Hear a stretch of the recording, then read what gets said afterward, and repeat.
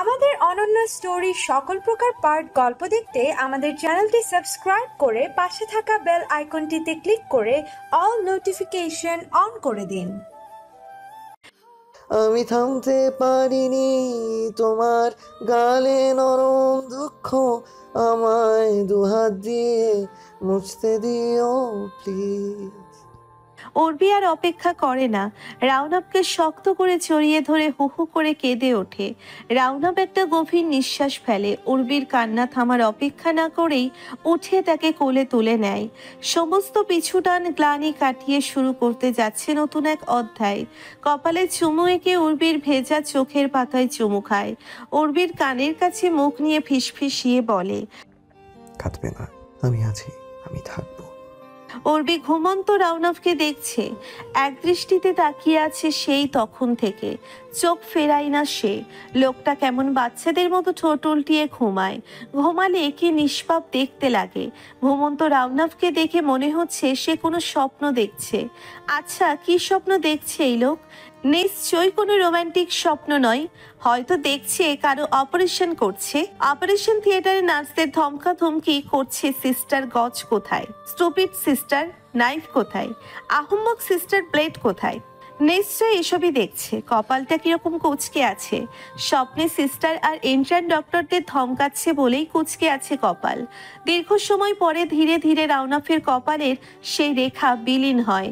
উর্বি ভাবে অপারেশন নিশ্চয়ই সাকসেসফুল হয়েছে স্বপ্নে, তাই কপাল আর কুচকে নেই। কথাগুলো ভাবতে ভাবতে উর্বির হাসি পেয়ে যায়। দৃষ্টি ঘুরিয়ে রাউনাফের গায়ের দিকে তাকায় উর্বি, তাকাতেই লজ্জায় মিইয়ে যায় সে। গায়ের চাদরটা কিছুটা সরে গিয়েছে, ফর্সা চওড়া পুরুষশালী ওদাম লোমশ বুকের কিছুটা দেখা যাচ্ছে। উর্বি হাত বাড়িয়ে চাদরটা গলা অবধি টেনে দেয় ভালো করে। সে খেয়াল করলো এখন তার মধ্যে বিন্দু মাত্র সংকোচ নেই, নেই কোনো জড়তা। কেনই বা থাকবে? রাউনা বেঘুরে ঘুমোচ্ছে। উর্বির একটু মানুষটার গালে ছুঁয়ে দিতে ইচ্ছে হলো হঠাৎ। ছুঁয়ে দেবে নাকি? না থাক, যদি রাউনা ফের ঘুম ভেঙে যায়। তার হাত নিষ্পিস করছে, সে ছুঁয়েই দেয়। আলতো করে গালে হাত রাখে। রাউনা মৃদু নড়তেই সে দ্রুত হাত সরিয়ে নেয়। রাতের সেই মধুর দৃশ্যগুলো তার চোখের সামনে পুনরায় দৃশ্যায়িত হয়। পুনরায় লজ্জায় গুটিয়ে যায় সে। রাউনাফের থেকে কিছুটা চাদর নিচের দিকে টেনে নিয়ে ঢেকে নেয় নিচের আলু থালু বেশ। এরপর অন্য পাশে ফিরে শোয়, চুপচাপ গুটিসুটি মেরে শুয়ে থাকে জানালার দিকে দৃষ্টি দিয়ে। জানালাটা কাল রাতে বন্ধ করা হয়নি, পর্দাটাও এক পাশে সরিয়ে রাখা। সকালের মিষ্টি করা রোদ এসে ঘরের ভেতর বেহায়ার মতো ঢুকে পড়ছে। অনুমতি নেয় না রাউনাফ উর্বি দম্পতির। রাউনাফের ঘুম ভেঙে গিয়েছে উর্বি যখন তার গালে হাত রেখেছে তখনই। উর্বি ওদিক ফিরে শুতেই সে চোখ খুলে তাকায়, তারপর উর্বির পিঠের দিকে তাকিয়ে মুচকি হাসে। কিছু সময় পরে উর্বি উঠে বসে, রাউনাফ চোখ বন্ধ করে নেয়। বিছানায় অগোছালো হয়ে পড়ে থাকে উর্বির বেগুনি রঙের সুতি শাড়ির আঁচল। উঠিয়ে সে ভালো করে চড়িয়ে নেয় নিজের শরীর। একটা মৃদু হাই তুলে অলস ভঙ্গিতে খোলা চুলগুলো খোপা করে নেয়। তারপর ঘুরে রাউনাফের দিকে এক পলক তাকিয়ে ধীরে ধীরে বিছানা থেকে নামে। ঘরে পরার চপ্পলে পা ঢুকিয়ে আলমারির কাছে যায়, বেছে নেয় একটা পছন্দের শাড়ি। কিচেনে হাসাহাসির শব্দ শোনা যাচ্ছে। উর্বি দোতলা থেকে কিছু শুনতে পাচ্ছে না। বাড়িতে তো মহিলা বলতে শুধু রওশনারাই রয়েছেন, আমিরুনও বাড়িতে নেই। কারা কথা বলছে তবে? উর্বি তাড়াহুড়ো করে সিঁড়ি ভেঙে নামছে। ইতিমধ্যেই সকাল 9:30 বেজে গিয়েছে। রাউনাফ আজ 11টায় চেম্বারে বসবে। রান্নাঘরের কি অবস্থা কে জানে। আমিরুন নেই, কাল উর্বিও বিকেল থেকে ঘরেই বন্দি হয়েছিল। বাইরে এসে একটা বার দেখেও নি কেউ রাতে খেয়েছে কিনা।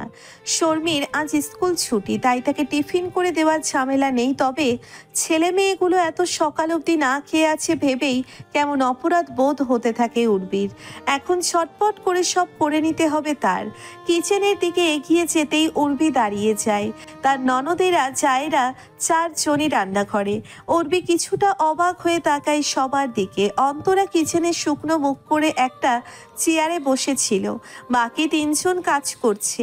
উর্বিকে দেখে রুমা পাত্তা না দেওয়ার মতো করে বলে ওঠে, উঠেছ ভাবি, তুমি আজ গিল্ড পারফেক্ট করবে। সেদিন খেয়েছিলাম, কি যে ভালোটা। উর্বি অস্ফুট স্বরে বলে, তোমরা ভাবছো আমরা কোত্থেকে উদয় হলাম, তাই না? আমি উদয় হয়েছি আমার শ্বশুর বাড়ি থেকে, বড় আপা তার শ্বশুর বাড়ি থেকে, আর মেজো ভাবি আর অন্তরা চট্টগ্রাম থেকে উদয় হয়েছে। ভোর ভোরে এসে পৌঁছালাম সবাই। এক নাগারে জবাব দেয় রুমা। উর্বি অন্তরার দিকে তাকায়, খুব মায়া লাগে ওই মুখটা দেখলে। এগিয়ে গিয়ে মাথায় হাত বুলিয়ে দিয়ে বলে, কেমন আছো? তোমার স্বামী আসেনি? অন্তরা মাথা নাড়ায়, অস্ফুট স্বরে বলে, এসেছে, রেস্ট নিয়ে বাজারে গিয়েছে। উর্বি সবার দিকে তাকায়। মোহনা বলে, শাফিউলের কলেজ থেকে ছুটি পাইনি, আমি কতদিন সবাইকে দেখি না। অন্তরাও বারবার বলছে বাড়ি আসতে চায়, তাই জন্য এলাম হুট করে। সবাই ভাইয়া তোমায় কিছু বলেনি? উর্বি মাথা নাড়ায়, সে এসবের কিছুই শোনেনি। মোহনা উর্বির দিকে এগিয়ে আসে, অনুসন্ধানী দৃষ্টিতে উর্বিকে দেখে মিটি মিটি হাসে, তারপর বলে, তোমাকে কি সুন্দর লাগছে ভাবি, একেবারেই স্নিগ্ধ লাগছে। আমার দাদি বলেন ভেজা চুলের রমণী যখন সুপ্রভাতের রান্নাঘরে পা রাখে, তখন রমণীর সেই স্নিগ্ধ সৌন্দর্য রান্নাঘরের সৌন্দর্য দ্বিগুণ বেড়ে যায়। উর্বি মোহনার কথা প্রায় এড়িয়ে গিয়ে থালাবাটি নাড়াচাড়া করতে থাকে। মোহনা হাসছে, মোহনার সাথে পাল্লা দিয়ে হাসছে রুমা। দুজনেই প্রায় সমবয়সী কিনা। আজমিরি চুলা থেকে চায়ের পাতিল নামিয়ে উর্বিকে উদ্দেশ্য করে বলে, উর্বি, দুঃখিত ভাবি, তুমি যাও, আমরা এদিকে দেখব। তুমি গিয়ে দেখো ভাইজানের কি লাগবে, তার তো আর চেম্বার আছে। মোহনা হাসতে হাসতে বলে ওঠে, ভাইয়ার আবার কি লাগবে? ভাইয়ার যা লাগবে তা কাল। উর্বি মুখ চেপে ধরে মোহনার। আশেপাশে তাকিয়ে কণ্ঠস্বর নিচু করে অনুরোধের সুরে বলে, প্লিজ মোহনা, ওরা 3 ভাই বোন লিভিং রুমে পায়চারি করছে। সবাই চুপচাপ হয়ে যায়। উর্বি রান্নাঘর থেকে বেরিয়ে দোতলায় উঠতে থাকে। আজ ঘর থেকে বেরোবেই না সে। ঘরের দরজার সামনে এসে উর্বি দাঁড়িয়ে যায়। ভেতরে আর পা রাখে না সে। অস্বস্তিতে পুরো মুখ ছেয়ে গেছে তার। ঘরের ভেতরে পা রাখবে কি রাখবে না তাই নিয়ে দ্বিধা দ্বন্দ্বে ভুগছে সে। রাউনা ফ্রেশ হয়ে বিছানায় একপাশে চুপচাপ বসে আছে। তার হাতে সীমালার ছবিটা। এক দৃষ্টিতে ছবিটার দিকে তাকিয়ে আছে। মাথা নিচু করে রেখেছে বলে উর্বি তার দৃষ্টি পড়তে পারছে না। সে ঠাই দাঁড়িয়ে থাকে দরজার বাইরে।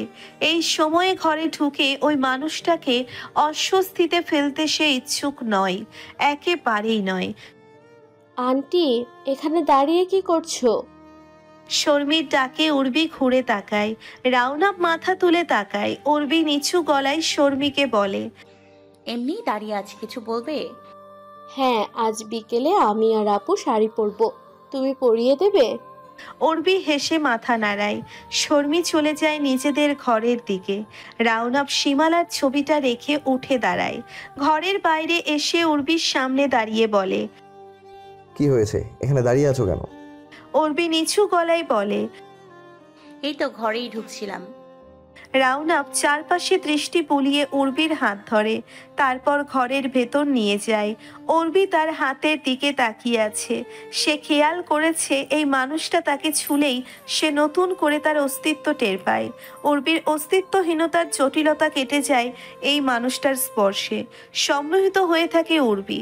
ঘরের মধ্য দিয়ে গিয়ে রাউনাপ উর্বির হাত ছেড়ে দেয়। তারপর টেবিলের ওপর থেকে একটা কাগজ এনে উর্বির হাতে দেয়। উর্বি জিজ্ঞাসু দৃষ্টিতে তাকায়, অস্ফুট স্বরে জানতে চায়, কি এটা? তোমাকে ডেকেছে এলজিডি থেকে ইন্টারভিউয়ের জন্য। জব? কিন্তু আমি তো অ্যাপ্লাই করিনি, আগেরটাই তো স্বেচ্ছায় ছেড়ে দিলাম। আমি দিয়েছিলাম তোমার সিভি জমা। উর্বি কিছুক্ষণ চুপ করে থেকে বলে, চাকরি বাকরি করতে চাচ্ছি না আমি আর। কিন্তু কেন? কোয়ালিফিকেশন আছে, এক্সপেরিয়েন্স আছে, তুমি তো নিজেও চাইতে, হঠাৎ কেন এই সিদ্ধান্ত? উর্বি চুপ করে থাকে। রাউনাপ তাকিয়ে আছে তার দিকে। উর্বি এক পলক রাউনাফের দিকে তাকিয়ে চোখ নামিয়ে বলে, অনেক আত্মনির্ভরশীল খেলা খেলেছি। এখন আমি পুরোপুরি আপনার উপর নির্ভরশীল থাকতে চাই, আমার স্বামীর উপর। এই সংসার ছাড়ার কিছুতেই আমার কোনো ইন্টারেস্ট নেই। কথাগুলো বলে উর্বির বারান্দায় চলে যায়, গিয়ে রাউনাফের কবুতরগুলোকে খাবার দেয়। খোলা দরজা গিয়ে তাকে দেখতে থাকে রাউনাফ। উচ্ছ্বাস গিয়ে চুপচাপ সাখাওয়াত চৌধুরীর পাশে বসে। সাখাওয়াত চৌধুরী নিউজ পেপার থেকে চোখ সরিয়ে তার দিকে এক পলক তাকিয়ে গম্ভীর কণ্ঠে বলে, হেয়ার স্টাইল চেঞ্জ করেছো, দেখতে ভালো লাগছে, এখন কিছুটা সভ্য লাগছে। উচ্ছ্বাস পাকা হাসি হাসে, বাবার কথার জবাবে বলে ওঠে, কেন ডেকেছো? আসার পর থেকে ঘরে ঢুকে বসে আছো, সারাদিন ল্যাপটপ আর গিটার, সমস্যা কি তোমার? আর কি করবো তবে? খুন করব? উচ্ছ্বাস বলতে বলতে হেসে ফেলে। সাখাওয়াত চৌধুরীর ছেলের দিকে তাকিয়ে বলে, সেন্ট মার্টিন কেন গিয়েছিল বলো? হাওয়া খেতে। ঠান্ডা গলায় বলে উচ্ছ্বাস। এটা আমাকে বিশ্বাস করতে বলো না। উচ্ছ্বাস আগের চাইতেও দৃঢ় গলায় বলে, তাহলে শোনো, ওখানে গিয়েছিলাম একটা মার্ডার করতে, মেরে বালি চাপা দিয়ে এসেছি। সাখাওয়াত চৌধুরী একটা গভীর নিঃশ্বাস ফেলে বলে, তোমার মেজো চাচার ছেলে তোমার বয়সী, সে বিয়ে করে বউ বাচ্চা নিয়ে বাবার ব্যবসা সামলাচ্ছে, আর আমি এক হতভাগ্য পিতা যে কিনা ছেলে জেল থেকে ছুটবে কবে তার অপেক্ষা এতদিন হেদিয়ে মরছি। কি পাপ করেছিলাম কে জানে। উচ্ছ্বাস চুপ।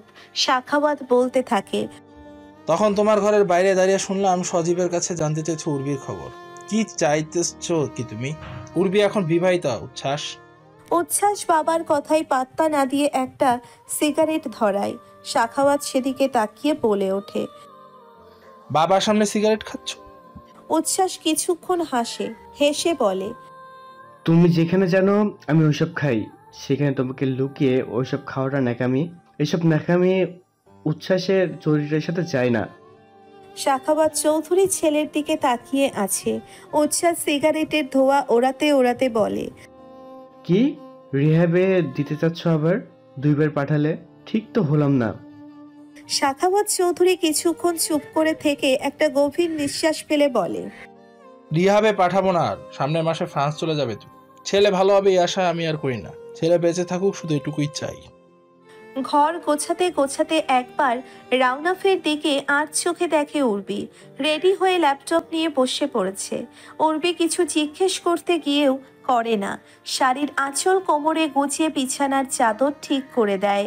রাউনাফ মাথা তুলে এক পলক উর্বির দিকে তাকিয়ে বলে, ব্যস্ত নাকি? না, কিছু বলবেন? আমার ওয়ালেট থেকে আইডি কার্ডটা দাও, একটু দরকার। উর্বি হাত থেকে বালিশ রেখে গিয়ে টেবিলের ওপর থেকে রাউনাফের ওয়ালেট তুলে নেয়। ওয়ালেট থেকে রাউনাফের আইডি কার্ড বের করতে গিয়ে দেখতে পায় ওয়ালেটে সীমালার বহু আগের একটা ছবি। রাউনাফ উর্বির দিকে তাকায়। উর্বি এক দৃষ্টিতে রাউনাফের ওয়ালেটের দিকে তাকিয়ে আছে, অন্যদিকে কোনো খেয়াল নেই তার। রাউনাফ ল্যাপটপ রেখে উঠে দাঁড়ায়। উর্বিকে ঘুরিয়ে মুখোমুখি দাঁড় করিয়ে তার হাত থেকে ওয়ালেটটা নিয়ে আইডি কার্ডটা বের করে নেয়। উর্বির দিকে এক পলক তাকিয়ে ঠান্ডা গলায় বলতে থাকে, স্বভাবে একটু মেয়ে ছিল, চঞ্চল। সব সময় বলতো আমি কেন ওর ছবি ওয়ালেটে রাখি না, আক্ষেপ ছিল ওর এটা নিয়ে। এইসব ব্যাপার তখন আমার কাছে খুব কৃত্রিম লাগতো। এই ছবিটা ওর মৃত্যুর পর রেখেছি, ও দেখে যেতে পারেনি। উর্বি কিছুক্ষণ চুপ করে থেকে বলে, বেশ তো, আমি হুট করে মরে গেলে আমার ছবিটাও এভাবে রেখে দেবেন। রাউনাফ চমকে ওঠে। উর্বির দিকে কিছুক্ষণ তাকিয়ে থেকে কপাল কুঁচকে ফেলে। দৃঢ় কিন্তু নিচু স্বরে বলে, সবকিছু নিয়ে মজা করতে হয় না উর্বি। আমি মজা করিনি, মরতেই তো পারি তাই না? মৃত্যুকে আমার হাতে, ওপরওয়ালার ইচ্ছে হলে আজই। উর্বি থেমে যায় রাউনাফের কঠিন দৃষ্টি দেখে। তারপর প্রসঙ্গ পাল্টে বলে, ওনার মৃত্যু হয়েছে কিভাবে? অ্যাক্সিডেন্টে শুনেছি, কিভাবে হলো? ট্রাকের সাথে গড়াগড়ি মুখোমুখি সংঘর্ষ। ও নাবিল শাহমিকে স্কুলে দিয়ে আবার হসপিটালে যাচ্ছিল শর্মিকে নিয়ে। শর্মির বয়স তখন 3 বছর। ড্রাইভার সেখানেই মারা যায়। আমি তখন একটা ওটিতে ছিলাম। বের হয়ে দেখি সব শেষ। একটু সময় দিল না আমাকে, একটু কথা বলার সুযোগ দেওয়া হলো না আমাকে। বোকার মতো ওর মুখের দিকে তাকিয়েছিলাম। ভেবেছিলাম আমার সাথে সবাই হয়তো বা মজা করছে। মানুষটা সকালে আমার সামনে বাচ্চাগুলোকে খাওয়ালো, আমাকে জড়িয়ে ধরে কিছুক্ষণ বসে থাকলো, আমার টিফিন করে দিল। তার নিথর দেহটা আমি তখন সত্যি মেনে নিতেই পারছিলাম না। খুব আশ্চর্যজনকভাবে ছোট শর্মী সম্পূর্ণ অক্ষত ছিল। সব থেকে কষ্টের বিষয় কি জানো উর্বি? আমি একটু কথা বলতে চেয়েছিলাম ওর সাথে। আমি ওটিতে না থাকলে সম্ভবত সুযোগ পেতাম। আমার এই আফসোস কোনোদিনও মিটবে না, এই গ্লানি কখনো ঘুচবে না আমার। কথাগুলো বলতে বলতে রাউনাপ আবেগতাড়িত হয়ে পড়ে, যেন ভেঙে চুরে যাচ্ছে সে। আর কিছু বলার ক্ষমতা নেই। উর্বি অস্বস্তিতে পড়ে যায়। কেন যে সেই প্রসঙ্গটা টানলো। খানিক বাদে রাউনাপ নিজেকে নিজে সামলে নিয়ে স্বাভাবিক গলায় বলে, আমি আসছি, টেক কেয়ার। কথাটা বলে রাউনাপ উর্বির মাথায় হাত বুলিয়ে দিয়ে চলে যায়। উর্বি এক দৃষ্টিতে দরজার দিকে তাকিয়ে থাকে কিছুক্ষণ, তারপর রাউনাপ যেখানে স্পর্শ করে দিয়ে গিয়েছে সেখানে হাত রাখে। সোজা হয়ে দাঁড়াও মেয়ে। শর্মি খিকখিক করে হাসছিল আর নড়ছিল। উর্বির শাড়ির কচিগুলো ঠিকঠাক ভাবে দিতে পারছিল না। উর্বির ধমকে শর্মি চুপ হয়ে যায়। সায়মি পাশে শুধুমাত্র পেটিকোট আর ব্লাউজ পরে দাঁড়িয়ে আছে। শর্মিকে শাড়ি পরানো হয়ে গেলে উর্বি তাকে পরিয়ে দেবে। খানিক বাদে উর্বি বলে ওঠে, তোমার চাচিরা আর ফুপিরা কোথায়? কোথাও বেরিয়েছে? না তো, বাড়িতেই আছে। তারা নিচতলায় বিল্ডিং রুমে। এখানে এক প্রতিবেশী দাদি এসেছে। আমরা বলি প্যাক প্যাক দাদি। সারাদিন কথা বলে, নন স্টপ। উর্বি হাসে। সায়মি বলতে থাকে, তোমাকে একটা সাজেশন দিই আন্টি, নিচ থেকে যদি কেউ ডাকতে আসে তাহলে ভুলেও যাবে না। এইমাত্র দেখে এলাম অন্তরা আর মোহনা চাচির মাথা ধরিয়ে দিয়ে জ্ঞান দিতে দিতে। শর্মির সাথে সাথে বলে ওঠে, আমাদের দাদি প্যাক প্যাক দাদির কাছে কিছুই না, এত কথা বলে। উর্বি ধমক দিয়ে বলে। শর্মি খিকখিক করে হাসছে। তারপর উর্বিকে হাসানোর জন্য অবিকল রওশনারাকে নকল করে বলে ওঠে, বড় বৌমা, আমার বড় খোকে এসেছে কিনা দেখো তো। উর্বি শর্মির শাড়ির কুচিগুলো কোমরে গুছে দিয়ে অবাক হয়ে শর্মির দিকে তাকায়। সায়মি আর শর্মি পেটে হাত চেপে হাসছে। সায়মি নাকি সুরে দাদিকে নকল করে বলে ওঠে, বৌমা তুমি এখন খেও না, আমার বড় খোকার সাথে খেও। উর্বি দুই বোনের মুখের দিকে তাকিয়ে আছে। শর্মি পুনরায় বলে ওঠে, বৌমা আমার বড় খোকার ঠান্ডা লেগেছে, আর সত্যি মুছে দাও। উর্বি কিছুক্ষণ হতভম্ব হয়ে তাকিয়ে থেকে উচ্ছ্বাস শব্দে হেসে ফেলে। দুই বোনের মুখ ঝলমল করছে তৃপ্তিতে উর্বিকে হাসাতে পেরে। উর্বি শর্মির মাথায় কাট্টা মেরে বলে, আমি তোমাদের দুটোকে ভুল বুঝেছিলাম। তোমরা আস্ত ফাজিল। আমি তোমারও মিমিক্রি করতে পারি, দেখবে আন্টি? দেখাও। শর্মি গলা খাকারি দিয়ে বলে, মা আপনি ওষুধ খেয়ে নিন। মা মা আপনি চেঁচাবেন না। মা মা আপনি মিষ্টি খাবেন না। মা আপনার বারণ আছে। উর্বি হাসতে থাকে। শর্মি বলে, এবার পাপার মিমিক্রি করব। সায়মি বলে, শর্মি পাপারটা আমি করব প্লিজ। আচ্ছা কর আপু। সায়মি গলা খাকারি দিয়ে বলে, তুমি যা বলবে তাই হবে মা। Sharmi I did not accept this from you. যাও অঙ্ক বই নিয়ে এসো। স্বামী তোমার ফোন আমার কাছে দাও আর গিয়ে পড়তে বসো। নাবিল চিট করবে না, আমার কথা শোনো। মা তুমি শান্ত হও, আমি তোমার কথা শুনবো মা। উর্বি মুখে শাড়ির আঁচল চেপে ধরে হাসছে। শর্মি বলতে থাকে, এবার ভাইয়াকে নকল করব।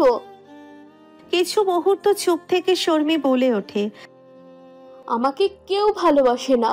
পাপা ভালোবাসে না, দাদু ভালোবাসে না, তোরা ভালোবাসিস না, কেউ ভালোবাসে না, কেউ না, কেউ না, কেউ না। নাবিলের বাচন ভঙ্গি অবিকল নকল করে শর্মি বলে। উর্বি মেয়ে দুটোর দুষ্টুমিতে মেতে উঠেছে। সায়মিকে শাড়ি পরিয়ে দিতে দিতে বলে, আরো নকল করে দেখাও। ছোট চাচুকে করি। করো। অন্তু অন্তু আমি তোমাকে খুব ভালোবাসি অন্তু। উর্বি হেসে বলে। আর অন্তরা কি করে? সায়মি অন্তরাকে নকল করে বলে, শামিরু আমিও তোমাকে খুব ভালোবাসি শামিরু। উর্বির হাসি থামছেই না। সায়মি বলতে থাকে, ছোট চাচু আর ছোট চাচি সারাদিন এই একটা বাক্য ছাড়া আর কিছুই বলে না, তাই আর কি নকল করব। আমার উচিত ছিল এসব ভিডিও করে রাখা। তোমরা যে কি বিচ্ছু সবাইকে দেখানো উচিত। সায়মি লজ্জিত ভঙ্গিতে হাসে। উর্বি বলে, এবার আমি মিমিক্রি করি তোমাদের। দুই বোন উর্বির দিকে তাকায়। উর্বি শর্মির দিকে তাকিয়ে শর্মিকে নকল করে বলে, আন্টি আমার খুব হিসেস চেপেছে, কিন্তু আমার খুব ভয় করছে। তুমি একটু ওয়াশরুমের দরজা ধরে দাঁড়িয়ে থাকবে? এরপর উর্বি সায়মীর দিকে তাকাতেই সায়মী উর্বির মুখ চেপে ধরে বলে, প্লিজ আন্টি, আমাকে রোস্ট করবে না। উর্বি সায়মীর হাত নামিয়ে হাসতে হাসতে বলে, ঠিক আছে, করব না। সায়মী উর্বির দিকে তাকিয়ে বলে, তুমি শাড়ি পরবে না আন্টি? আমি তো শাড়ি পরেই আছি। আরে এটা না, পাপা যেটা দিয়েছিল সেটা। আমরা তো আজ পাপাকে দেখাবো বলে পড়েছি, তুমি দেখাবে না? উর্বির মুখ ছেয়ে যায় লজ্জায়। দুই কিশোরী সেই লজ্জার গভীরতা বুঝতে পারে না। তারা নিজেরা কথা বলছে। শর্মি বলতে থাকে, আমাদের তিনজনের শাড়ি সবুজ রঙের, দেখেছো আন্টি? দেখে মনে হচ্ছে আমরা বাংলাদেশের পতাকা। উর্বি হাসছে। শর্মি বলে, গানের লাইনটা বলে শর্মি হাত দিয়ে মিছিল দেওয়ার মতো মুদ্রা করে দেখাতে থাকে। উর্বি দেখতে থাকে সহজ সরল কিশোরী দুটোকে, কত চঞ্চল, কত স্নিগ্ধ। উর্বি ভাবে তার জীবনের পরিপূর্ণতায় এই কিশোরী মেয়ে দুটোর অবদানও অনস্বীকার্য। রেখে যাও। নার্স টেবিলের ওপর রিপোর্টগুলো রেখে চলে যায়। রাউনাব ঘড়ির দিকে তাকায়। রাত 11টা বেজে গিয়েছে। আজ কথা ছিল বাড়ির সবার সাথে ডিনার করবে, কিন্তু ব্যস্ততার জন্য পারেনি। আজবেরি সায়মী ফোন দিয়েছিল, তারপর ফোন দিয়েছে শর্মি, বলেছে তার জন্য সারপ্রাইজ আছে, কিন্তু রাউনাব যেতে পারেনি। রেগে গিয়েছে দুটো মেয়ে। মেসেজের টুংটাং আওয়াজে রাউনাব ফোনটা হাতে তুলে নেয়। উর্বির মেসেজ, আপনার কি দেরি হবে? শর্মি সায়মী আপনাকে দেখাবে বলে শাড়ি পরেছিল, এখন রাগ করে খুলে ফেলেছে। রাউনা প্ল্যান হাসে। এক দৃষ্টিতে মেসেজটার দিকে তাকিয়ে থাকে কিছুক্ষণ। প্রকৃতিতে সব ঘটনার পুনরাবৃত্তি হচ্ছে, তার জীবনে হচ্ছে। পুরনো দিনগুলো নতুন করে নতুন রূপে ফিরে আসছে তার জীবনে। 2014 সালের কথা। সীমালাও এভাবে বার্তা পাঠিয়ে দিত হুটহাট, ছেলে মেয়েগুলোর কথা জানানোর অজুহাতে। রাউনাব উত্তরে লিখত, আর তাদের মাম্মা কি করছে? সবকিছু কেমন রিপিট হচ্ছে। রাউনাব কিছুক্ষণ চুপ করে থেকে একইভাবে একটা উত্তর লিখে দেয়। আর তাদের আন্টি কি করছে? মেসেজটা পাঠিয়ে রাউনাব বসে থাকে। খানিক বাদে উর্বির থেকে রিপ্লাই আসে। রাউনাব রিপোর্ট দেখতে দেখতে হাত বাড়িয়ে ফোনটা নেয়। উর্বির জবাব, তাদের আন্টি পানি খাচ্ছে। রাউনাব হাসে। অতীতের পুনরাবৃত্তি দেখে হাসে। দুজন রমণী একই রকমের চঞ্চল স্বভাবে, রয়েছে বাচ্চামো খুনসুটি, কিন্তু আদুরে। হসপিটালে নিজের কেবিনে গা এলিয়ে দিয়ে মেসেজ দেখে হাসছে রাউনাব, আর তার গৃহে তার বিছানায় শুয়ে শুয়ে নিজের পাঠানো মেসেজটার দিকে তাকিয়ে হাসতে থাকে উর্বি। বিছানায় গা এলিয়ে শুয়েছিল সে। ঘড়ির দিকে তাকিয়ে দেখতে পায় রাত 12টা বেজে গিয়েছে। ডাক্তার এখনো ফেরেননি, তবে খুব সম্ভবত কিছুক্ষণের মধ্যেই ফিরবেন। উর্বি অলসতা কাটিয়ে উঠে বসে। ধীর পায়ে হেঁটে সে আলমারির সামনে গিয়ে দাঁড়ায়। আলমারি খুলে রাউনাফের দেওয়া শাড়িটা বের করে হাতে নেয়। সায়মী বিকেলে যখন বলছিল শাড়িটা পরতে, উর্বির তখনই শাড়িটা পরে নিতে মন চাচ্ছিল, কিন্তু তার দস্যি ননদ আর চাঁদের জ্বালাতনের কথা কল্পনা করে তখন পরেনি। তবে এই রাতে যখন সবাই ঘুমিয়ে গিয়েছে, তখন তো একটু সাজাই যায়। উর্বির শাড়িটাতে হাত বোলাতে বোলাতে একটা গভীর নিঃশ্বাস ফেলে। কি লাভ, ডাক্তার থোড়াই তাকে খেয়াল করে দেখবে, শুধু মুখের দিকে তাকিয়ে বলবে, আনারের জুস খেয়েছিলে? দেখে তো মনে হচ্ছে না। দেখবে কি, সে হয়তো বা ভুলেই গিয়েছে এই শাড়িটা সে কিনেছিল উর্বির জন্য পছন্দ করে। উর্বি তবুও শাড়িটা পরবে। সে ডাক্তারকে দেখানোর জন্য পরছে না, সে পরছে নিজের জন্যে। তার স্বামীর দেওয়া প্রথম উপহার সে গায়ে জড়িয়ে রাখবে। রাউনা বুঝতে পারছে না সে কি করবে। তার পা ধরে বসে থাকা তরুণী তাকে ছাড়ছে না। রাউনা নিজের পা ছাড়ানোর চেষ্টা করছে। একসময় সে ধমকে ওঠে, স্টপ রূপা, পা ছাড়ো বলছি, যা বলার ওখানে বসে বলো। রূপা উঠে বসে। রাউনাব খুবই বিব্রত বোধ করছে। রূপা নামের মেয়েটি নিজের চোখের পানি মুছে ফেলে বলে, স্যার, আমি চাকরিটা হারাতে চাই না। আমি শেষ হয়ে যাব স্যার, আমার ফ্যামিলি শেষ হয়ে যাবে। দেখো, এখন তো আমি কিছু করতে পারবো না রূপা। তোমার জন্য আজ 2 জন রোগীর জীবন যেতে বসেছিল। রোগীর ফ্যামিলি রীতিমতো মামলা করতে গিয়েছিল হসপিটালের নামে। এটা আমার হসপিটালের ইমেজের ব্যাপার রূপা। মেয়েটি কাঁদতে থাকে। রাউনাপ বুঝতে পারছে না তার কি করা উচিত। মেয়েটি ফোপাতে থাকে। স্যার, আমি এই ভুল আর দ্বিতীয়বার করব না। আমার চাকরিটা আমি চাই, কিন্তু প্লিজ আমাকে বের করে দেবেন না। রাউনাপ চুপ করে আছে। মেয়েটি বলে, আপনি যা বলবেন আমি তাই করব। বলুন কি করতে হবে। প্রয়োজন হলে আপনার সাথে রাত কাটাতেও আমি রাজি, কিন্তু দয়া করে আমার চাকরিটা আপনি কেড়ে নেবেন না স্যার। রাউনাপ রূপা মেয়েটির দিকে হতভম্ব হয়ে তাকিয়ে থাকে। মুহূর্তেই দাঁতে দাঁত চেপে সে টেবিলের সজোরে একটা চাপড় দেয়। রূপা লাফিয়ে ওঠে। রাউনাপ ধমকে ওঠে, out, just get lost, I said out. Rupa কাঁদতে কাঁদতে বেরিয়ে যায়। রাউনাপ কিছুক্ষণ থম মেরে বসে থেকে দুহাত দিয়ে চুলগুলো পেছনে ঠেলে একটা দীর্ঘশ্বাস ফেলে। 16 বছরের ডাক্তারি জীবনে এই জঘন্য অভিজ্ঞতা আর কখনোই হয়নি। উর্বির শাড়ির আঁচল গায়ে তুলে নিজেকে ঘুরিয়ে ফিরিয়ে দেখছে আয়নায়। সব ঠিকঠাক, তবে সমস্যা হচ্ছে তার গায়ের ব্লাউজটা লাল রঙের। সবুজ রঙের শাড়ির সাথে লাল রঙের ব্লাউজ। উর্বির কাছে নিজেকে বাংলাদেশের পতাকা লাগছে, যেমনটা শর্মী বলেছিল, কিন্তু তার কাছে সবুজ রঙের ব্লাউজ নেই। এই শাড়ির সাথে আর কোন রংটা যাবে সেটাও সে বুঝতে পারছে না। কিছুক্ষণ আয়নায় নিজেকে দেখে উর্বি কপাল কুঁচকে চলে যায় কাবার্ডের কাছে। কাবার্ড খুলে সে এবার বেছে বেছে একটা সাদা রঙের ব্লাউজ বের করে। আর তার হঠাৎই মনে হলো সাদা রংটা সব একরঙা শাড়ির সাথেই মানায়। ব্লাউজ পাল্টে এসে শাড়ির আঁচল ঠিক করে আবারও আয়নায় নিজেকে দেখে, কিন্তু এইবার সে নিজেকে দেখে রীতিমতো হতাশ। সাদা সবুজের সংমিশ্রণে এখন তাকে একটা পাকিস্তানের পতাকার মতো লাগছে। উর্বি প্রচণ্ড বিরক্ত হয়। সে দ্রুত গিয়ে সাদা রঙের ব্লাউজটা পাল্টে লাল রঙের ব্লাউজটাই পরে নেয়। পাকিস্তানের পতাকা হওয়ার চাইতে বাংলাদেশের পতাকা হওয়া ভালো। উর্বি দেশপ্রেমী। এসব করতে করতেই উর্বির আধা ঘন্টা কেটে যায়। তখন ঘড়িতে সময় রাত 12:30। বাইরে রাউনাফের গাড়ির হর্ন বেজে ওঠে।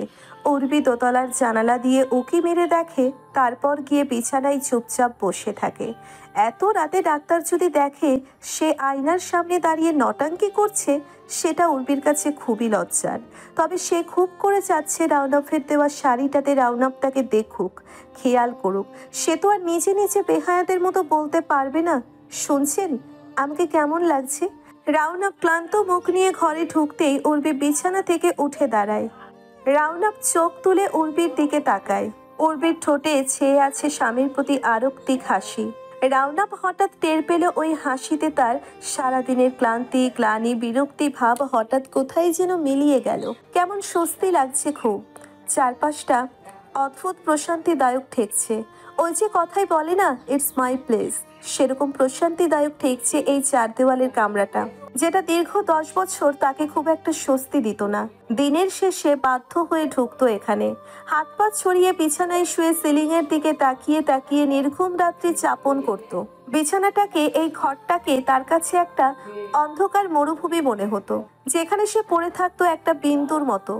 রাউনাফ এগোনোর আগেই উর্বি গিয়ে তার হাত থেকে ব্যাগ আর অ্যাপ্রন নিয়ে নেয়। রাউনাফ তার দিকে তাকিয়ে আছে। উর্বি রাউনাফের দৃষ্টি ধরতে না পেরে বোকার মতো বলে ওঠে, কি দেখছেন? আমি আনারের জুস খেয়েছি কিছুক্ষণ আগে। রাউনাফ হেসে ফেলে, তারপর হাই তোলার ভান করে বলে, শাড়িতে ভালো লাগছে তোমাকে, মোটেও গাছের মতো লাগছে না। উর্বি ঘুরে দাঁড়ায়। তার ঠোঁট প্রশস্ত হয় হাসিতে। মানুষটা তাহলে খেয়াল করেছে। রাউনাফ ফ্রেশ হয়ে বের হয়, ওয়ার্ড্রপ থেকে টুপি বের করে।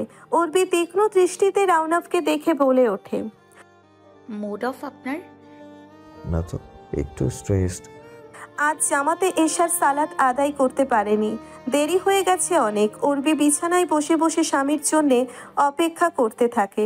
সালাত আদায় করে উঠে দাঁড়াতেই উর্বি বলে, কিছু খাননি তো বোধ হয়। সময় পাইনি। আজ মেনুতে কি ছিল বলো? Grilled pomfret, vegetable chicken, chicken roast আর বিফ। এত কিছু কে রেঁধেছে? তুমি? হ্যাঁ। রাউনাফ হাসে, বলে, ওরা তোমাকে দিয়ে বড্ড খাটায় তাই না? উর্বি মাথা নাড়ায়, অস্ফুট স্বরে বলে, আমার খাটতে ভালো লাগে। ঠিক আছে, এত রাতে আমি কিছু খাবো না, আর এক গ্লাস পানি খেয়ে শুয়ে পড়বো। আর তুমিও রোজ রোজ এত রাতে অবধি জেগে থেকো না, যাও শুয়ে পড়ো। আমি আপনার জন্য ডাব চিংড়ি করেছিলাম। আটকে আটকে কথাটা বলে উর্বি। রাউনাফ প্রথমে শুনতে না পেয়ে বলে, কি? নিচু স্বরে বলে উর্বি। রাউনাফ কিছুক্ষণ উর্বির দিকে তাকিয়ে থাকে। আচার আচরণ কথাবার্তা সবকিছুতে তরুণী বধূদের মতো সংসারের প্রতি আগ্রহ প্রকাশ পায়। এই আগ্রহটুকু উপেক্ষা করা কোন পুরুষের সাথী? তারপর একটা নির্মল হাসি দিয়ে বলে, চলো, তবে ভাত খাবো না, শুধু মাছটা খাবো। উর্বি মুচকি হেসে মাথা নাড়ায়। খাবার টেবিলে রাউনাফকে খাবার বেড়ে দিয়ে পাশের একটা চেয়ার টেনে দিয়ে বসে। রাউনাফ খেতে খেতে বলতে থাকে, তুমি আজ স্বামীকে ফেলে খেয়ে নিলে, তোমার শাশুড়ি মা কিছু বলেনি? কথাটা বলে রাউনাফ হাসে। উর্বি হেসে জবাব দেয়, মা নিজেই আজ জোড়াজুড়ি করেছে সবার সাথে খেতে। রাউনাফ বলতে থাকে, এত বাধ্যতা, এত জোড়াজুড়ি, হাঁপিয়ে ওঠো না? উর্বি মাথা নেড়ে জবাব দেয়, আমার বাধ্য হতে আপত্তি নেই যদি বাধ্য করার মানুষগুলো এমন হয়। রাউনাফ হাসে, মুখে কিছুই বলে না। উর্বি উঠে কিচেনে চলে যায়। টেবিলের উপর ঢেকে রাখা সব খাবারের বাটিগুলো ফ্রিজে তুলে রাখে। রাউনাফ খেতে খেতে উর্বির সাথে টুকটাক কথা চালিয়ে যেতে থাকে। উর্বির এই জিনিসটা খুব ভালো লাগে ইদানিং। লোকটা এমনভাবে অতি সাধারণ টপিকগুলো নিয়ে উর্বির সাথে কথা বলবে যেন মনে হয় উর্বি গুরুত্বপূর্ণ কেউ। উর্বির সাথে এই জিনিসগুলো নিয়ে আলোচনা করা উচিত। রাউনাফ কথা বলছে, উর্বি যদিও হু হ্যাঁতে উত্তর দিচ্ছে, কিন্তু সে মনে মনে হাসে। বাচ্চাগুলো একেবারেই লোকটার মতো হয়েছে। এত কথা জানে, অথচ প্রথমে মনে হতো বোমা পড়লেও একটা কথা বেরোয় না মুখ থেকে। শর্মির আপডেট কি? রাউনাফের প্রশ্নে ঘোর কাটে উর্বির। তারপর বলে, ক্লাস টেস্টে বড় বড় 2টা 0 পেয়েছে। আপনাকে দেখাবে না, তাই আমাকে দিয়ে সাইন করিয়ে নিয়েছে টেস্ট পেপারে। আর তুলতুল এখনো শর্মিকে উর্বি বলে কেন ডাকে সেটা নিয়ে তার আফসোসের শেষ নেই। রাউনাফ হাসে, উঠে বেসিনে হাত ধুয়ে টিস্যু পেপারে ভেজা হাতটা মুছে নিয়ে উর্বির দিকে এগিয়ে যায়। পেছন থেকে বলে, ময়দা দিয়ে কি হবে? উর্বি ময়দা দিয়ে ডো বানাচ্ছিল। মৃদু স্বরে বলে, ডো বানিয়ে রেখে দিব, একটা নাস্তা বানাবো সকালে। রাউনাফ খুবই মনোযোগী হয়ে দেখতে থাকে। উর্বির মাথায় হঠাৎ করে দুষ্টু বুদ্ধি চাপে। সে আর চোখে রাউনাফকে এক পলক দেখে পাশের বক্স থেকে এক মুঠো ময়দা নিয়ে রাউনাফের মাথায় দিয়ে দেয়। রাউনাফ হতভম্ব হয়ে যায় পুরো। উর্বি কিশোরী মেয়েদের মতো খিলখিলিয়ে হাসছে। রাউনাফ হতভম্ব ভাব কাটিয়ে উঠে মাথা ছাড়া দিয়ে আবারও উর্বির দিকে তাকায়। সে রীতিমতো অবাক ত্রিশূর্ধ্ব ভদ্রমহিলার এমন কিশোরী সুলভ আচরণে। নাবিল পানি খাওয়ার জন্যে উঠেছিল। দরজা খুলে সে উর্বি আর রাউনাফকে একসাথে দেখে। উর্বির এমন কাণ্ড দেখে নাবিল খেয়াল করলো নাবিলের বিরক্ত লাগছে না, তার বরং হাসি পাচ্ছে। সে কয়েক মুহূর্ত দুজনকে দেখে ঘরের দরজাটা আবারও লাগিয়ে দেয়। দরজা লাগানোর শব্দে রাউনাফ আর উর্বি চমকে ওঠে। তারপর যে যার নিজেদের কাজ করতে ব্যস্ত হয়ে পড়ে। রাত 2:13। পুরো এরিয়া ঘুমে আচ্ছন্ন, কিন্তু রওশন মঞ্জিলের দোতলার উত্তর পাশের ঘরটিতে বাতি জ্বলছে। রাউনাফ সেই তখন থেকে হাঁচি দিচ্ছে। এত রাতে শ্যাম্পু করে গোসল করার ফলে রীতিমতো হাঁচি দিতে শুরু করেছে। তার পাশেই অপরাধীর মতো তোয়ালে হাতে দাঁড়িয়ে আছে উর্বি। একটু পরপর সে তোয়ালে দিয়ে রাউনাফের মাথা মোছাতে উদ্যত হয় আর কাছু মাছু মুখ করে বলে, ভুল হয়েছে, আই এম সরি। রাউনাফ মাথা তুলে উর্বির দিকে তাকায়, বলে, আনবিলিভেবল, তোমার বয়স 30, আচরণে মনে হচ্ছে 22-23-এর কোনো তরুণী যে নিজেও জানে না সে কি করতে যাচ্ছে। উর্বি তোয়ালে ফেলে রাউনাফের পাশে বসে পড়ে। তারপর বিষণ্ণ ভঙ্গিতে বলে, রাউনাফ তাকায় উর্বির দিকে। উর্বি আবারও হেসে ফেলে, খিলখিলিয়ে হাসতে থাকে। রাউনাফ মুগ্ধ হয়ে সেই হাসি দেখে বলে ওঠে, you deserve better Mridula Urbi. Urbi হাসি থামিয়ে রাউনাফের দিকে তাকায়। রাউনাফের কথার মানে এসে বুঝতে পারে না। রাউনাফ উর্বির একটা হাত নিচের হাতে বন্দি করে বলতে থাকে, মানে দেখতেও তোমাকে 22-23-এর কোনো মেয়েই লাগে, তোমার পাশে আমাকে মানাচ্ছে না। You deserve better. কোনো হ্যান্ডসাম ইয়াং। উর্বি প্রচন্ড বিরক্ত হয়ে উঠে দাঁড়ায়। রাউনাপ হাসি চেপে রেখে তার দিকে তাকিয়ে আছে। উর্বি আয়নার সামনে গিয়ে হাতে ট্যালকম পাউডারের কৌটা নিয়ে পাউডার বের করে নিজের মাথায় লাগিয়ে সামনের চুলগুলো সাদা সাদা করে ফেলল। রাউনাপ অবাক হয়ে তাকিয়ে থাকে উর্বির দিকে। উর্বি ঠান্ডা গলায় বলতে থাকে, হ্যাঁ আপনি বুড়ো, কি আর করার, আপনার বয়সটা তো আর কমাতে পারবো না, তাই নিজের বয়সটাকে আর একটু বাড়িয়ে দুজনকে মানানসই করে নিলাম। দেখুন এখন ঠিক আছে কিনা। রাউনাপ হেসে ফেলে। উর্বি তার দিকে তাকিয়ে আছে। রাউনাপ উঠে এসে উর্বির সামনে দাঁড়ায়। তারপর উর্বির চুল পরিষ্কার করে মুছিয়ে দিয়ে উর্বির কপালে চুমু খেয়ে বলে, না, এই চঞ্চল উর্বি ঠিক আছে। উর্বি নরম গলায় বলে, ইউ ডিজার্ভ বেটার, আমি আপনার যোগ্য নই। রাউনাপ উর্বির ঠোঁটে আঙ্গুল রেখে উর্বিকে চুপ করিয়ে দেয়। উর্বি চুপ হয়ে দেখে মানুষটাকে। সে ধীরে ধীরে নিজের কোমরে রাউনাপের বাঁ হাতের স্পর্শ টের পায়। সে এই স্পর্শে কোনো মলিনতা খুঁজে পায় না। অত্যন্ত প্রশান্তিদায়ক ঠেকছে এই স্পর্শ। রাউনাপ উর্বিকে ঘুরিয়ে নিয়ে আলতো করে তার কাঁধ থেকে চুলগুলো সরিয়ে উন্মুক্ত কাঁধে চুমু খায়। উর্বি দু চোখ বন্ধ করে নেয়। রাউনাপ উর্বির কানের কাছে মুখ নিয়ে অস্ফুট স্বরে বলতে থাকে, তুমি বেটার নও, কিন্তু একজন বিধ্বস্ত রাউনাফ করিমের জন্য যথেষ্ট মৃদুলা উর্বি। সামান্য কথা, সামান্য স্বীকারোক্তি, তবুও উর্বি শিহরিত হয়, পুলকিত হয়। অদ্ভুত ভালো লাগার অনুভূতি ছড়িয়ে পড়ে তার শিরা উপশিরায়। চোখ বন্ধ রেখেই ঘুরে রাউনাফের বুকে ঝাঁপিয়ে পড়ে। রাউনাপ আগলে নেয় উর্বিকে। তার পিঠের কাছে টি শার্ট খামচে ধরে রেখেছে উর্বি, ছাড়ছেই না। খানিক বাদে অনুভূতির সাথে চুক্তি করে নিজেকে স্বাভাবিক করে নিচু স্বরে বলে, আর আপনি যথেষ্ট নন, আপনি আমার কাছে তার থেকেও বেশি শর্মির পাপা। আপনি আমার নষ্ট জীবনের ভজন শুনে কান না পচিয়ে ফেলালো। উর্বিকে নিজের থেকে আলাদা করে হাত ধরে বিছানায় নিয়ে গিয়ে শুইয়ে দেয়। উর্বি সম্মোহিত দৃষ্টিতে শান্ত গোছালো দায়িত্ববান কেয়ারিং মানুষটাকে দেখতে থাকে। রাউনা বিছানায় শুয়ে উর্বির গায়ে চাদর টেনে দেয়। উর্বি সব সংকোচ সরিয়ে নির্দ্বিধায় রাউনাফের বুকে মাথা রাখে, যেন এটা তার বহু বছরের অভ্যেস। বুক থেকে মাথা না তুলে নিচু স্বরে বলতে থাকে, আপনি আমার ক্ষত ভুলিয়ে দেওয়ার স্বস্তি। রাউনাপ ম্লান হেসে দুহাতে উর্বিকে আগলে নেয়। নিজের বাহু বন্ধনে উর্বিকে পুরোপুরি আবদ্ধ করে নিয়ে বলে ওঠে, আর তুমি একটা আদুরে হাসির ছানা। উর্বি হেসে ফেলে। হাসতে থাকে রাউনাফও, নির্মল স্নিগ্ধ হাসি। রাত তখন 3টে প্রায়। শেষ রাতের পাখিটাও ঘুমে ঢুলু ঢুলু করছে। তখন কোনো দম্পতি বেচারা দুটো মন নিয়ে রচনা করে যাচ্ছে মহামিলনের এক অদ্ভুত সুন্দর গাথা। তারা ব্যস্ত, ভীষণ ব্যস্ত, একে অপরের মাঝে খুঁজে পেতে ব্যস্ত আশ্রয়, নির্ভরতা, বিশ্বস্ততা, ভরসা, ভালোবাসা, সুখ, আর আরেকটিবার নিজেকে নতুন করে খুঁজে পাওয়ার অনুপ্রেরণা।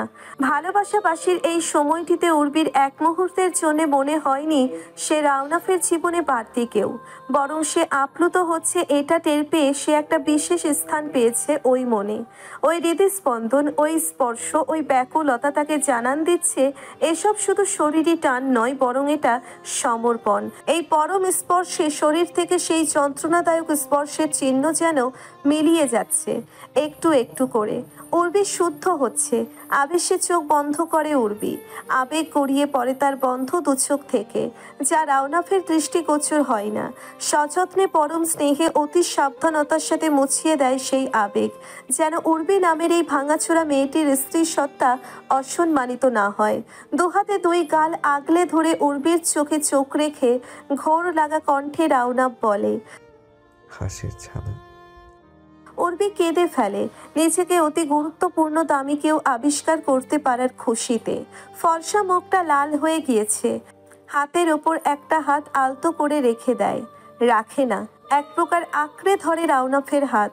কাঁপা কাঁপা গলায় বলে ওঠে, আমাকে আপনি আগলে রাখুন, আমার খুব দরকার আপনাকে, প্লিজ আগলে রাখুন আমায় শর্মির পাপা। ব্রেকফাস্ট টেবিলে পিনপতন নীরবতা। ডক্টর রাউনাপ করিম খান নাস্তা খেতে খেতে তার ছোট কন্যার দিকে তাকায়। শর্মী পাপাকে পাত্তা দিচ্ছে না, এক মনে খাবার নাড়াচাড়া করছে। কালকের ঘটনায় সে এখনও রেগে আছে তার বাবার ওপর। আজ বাড়ির সবাই ব্রেকফাস্ট টেবিলে উপস্থিত আছে। আজমেরি আর রোমা আজ বিকেলে যার যার শ্বশুরবাড়িতে ফিরে যাবে। খেতে খেতে রাউনাপ শামিউলের দিকে তাকায়, জানতে চাই অন্তরার কথা। শামিউল বলে, ঘরে খাবার পাঠিয়ে দেওয়া হয়েছে। সব গুছিয়ে নিয়েছিস? শামিউল মাথা নাড়ায়। উর্বি বলে, কেন, ওরা কি কোথাও যাচ্ছে? রাউনাপ উর্বির দিকে তাকায়, বলে, তোমাকে বলা হয়নি, ওরা রাজশাহী যাবে। ওখানটা সামিউল সামলাবে। ওখানের ব্যবস্থাপনা পরিচালক হিসেবে ওকে নিয়োগ দিয়েছি।